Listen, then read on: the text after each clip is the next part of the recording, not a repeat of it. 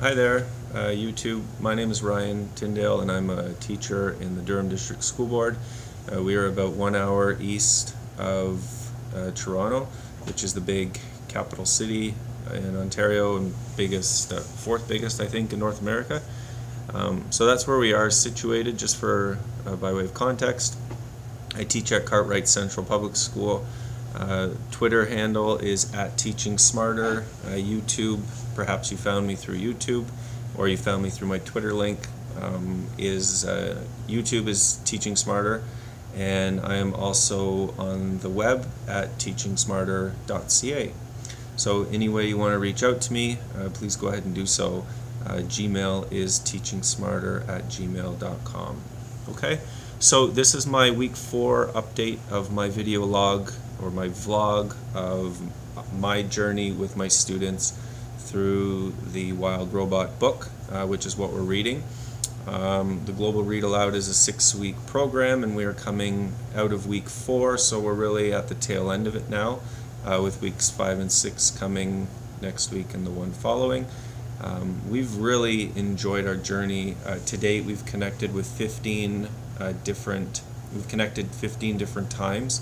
I guess that would average out to about 3 or 4 per week, and we're really having a fun time. So what I want to do this week is give you an update and share a few ideas of what we've done. I know that some parents have started watching these, some of my own student parents, and students' parents, not student parents. And so it gives them a little idea of what's going on. If you're a teacher who I've connected with, and I've sent out the link here, I hope that this is a little easier than going through a long list of ideas through text. So anyways, video serves a purpose, and I hope you enjoy it. So what did we do this week? We ended up doing 3 activities, and then we had 2 special surprises. The first thing we did on Monday was we did a Skype call to a school in Oshawa, and that was a lot of fun. We really enjoyed it. It was a grade 5-6 class, and we got in and we did a share of like a red, yellow, green question. I've shared red, yellow, green questions over my first 3 weeks I guess, and it's basically using a cue chart. So if you want to Google a cue chart, you can find out a neat way of asking questions. When we did our Skype call, we again highlighted red, yellow, and green questions. And that was fun. I did get a new idea off of the hashtag GRAWild tag, so you can follow that as well. And I'll put that in the link below. And what I did was we sent postcards, which was pretty cool. Something brand new for us. We've done a lot of activities, but postcards was brand new. So what I did was I got some cardstock, and so this is not cardstock. This is just flimsy paper. I guess it's probably 4 by 6 or 7 inches. It's just a scrap notepad. Actually, I've got the notepad right here. So that's what we started with. This was their rough copy, and they had to basically make a postcard. Picture on the front, and then on the back they had to put their favorite part of the book. They had to put a question for the other student, and then over on this side they could write their name and a few fun things about them. We got all postcards done. We got 30 postcards done in about 30 minutes, and that was really cool. Some of them did complete it for homework, but for the most part they did them right in class, and it was a lot of fun. Once they did their rough copy, they were able to bring it up, and I gave them a large cue card. I don't have the size, but it is this same size, and with using an index card, it just made it a little bit tougher and more sturdy. So we finished those on Wednesday. We sent them out on Thursday, and those were sent to another school in our school district. It's at Sir William Stevenson Public School, so in Whitby, and so I connected with the teacher there and sent those off, so she'll be receiving them hopefully today. So that was the second thing we did. The third thing we did was this morning. We actually connected with a class younger than us. Again, it was through Skype, and it was cool because in Ontario we do an EQAO test, which is a big provincial test very similar to a state literacy test, literacy math test.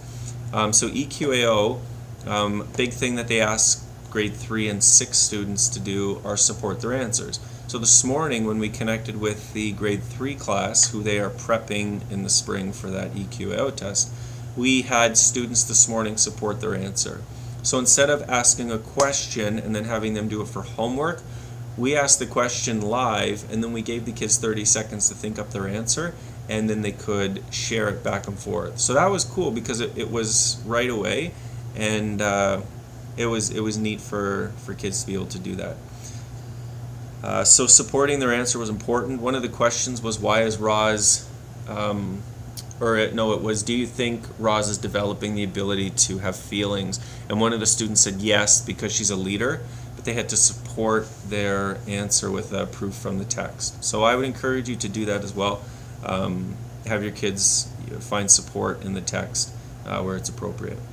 So we did a Skype call on Monday or Tuesday. On Wednesday we did the postcards, sent them out Thursday, and then today is Friday, we did a Skype call. We also had 2 special visitors this week, which was really cool. The first one on Tuesday was a newspaper. It's a local newspaper. It covers the boundaries that our school district is in. This is the newspaper that meets those homes. I believe it was something like 250 to 300,000 homes are going to be getting this newspaper article. And the article was really featuring the Global Read Aloud in our school board. And I'm a teacher who has spearheaded the project. We've got 8 other DDSB, or Durham District School Board, teachers who are joining us, ranging from grades 3 all the way to grade 6.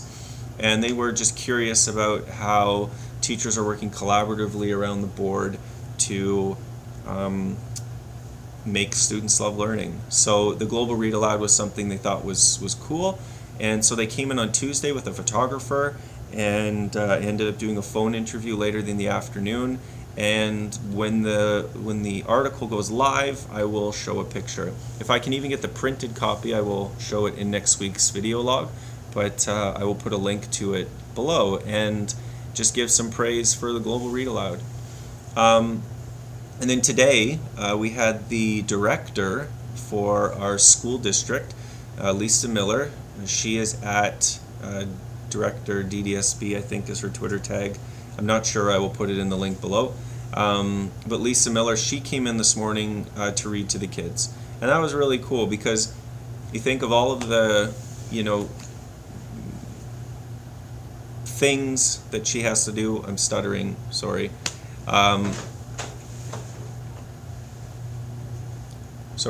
PA system came on.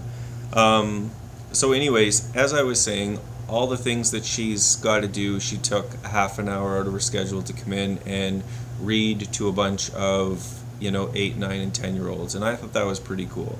So shout outs to her for being gracious enough to give us the time to come, and just appreciate working for a board whose top leader is someone who loves and cares for kids so much. So shout outs to her.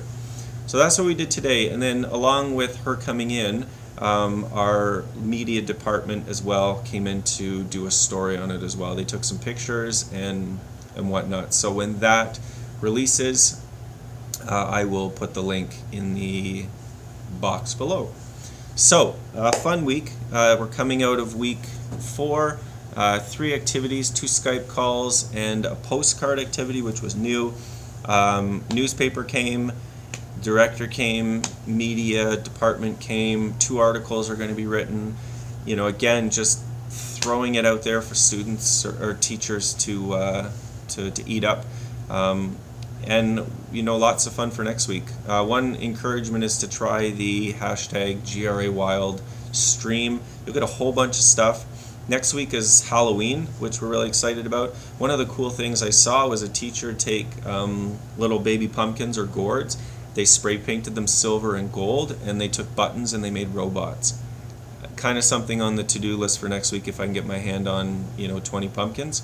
But yeah, other thing I wanted to show you, Wasn't able to update this for a full week and a half because my chalk marker dried out.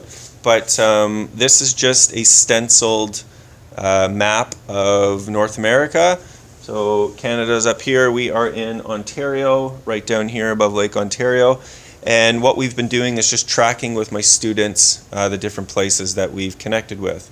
So, I've got the pink up there. You can see right over here, once I started getting in, markers started to die. I had to take a break until Amazon sent me some new ones. But that's a board that, I encourage you to give a try as well. So have a great week. Thank you for tuning in, and I hope you enjoyed it.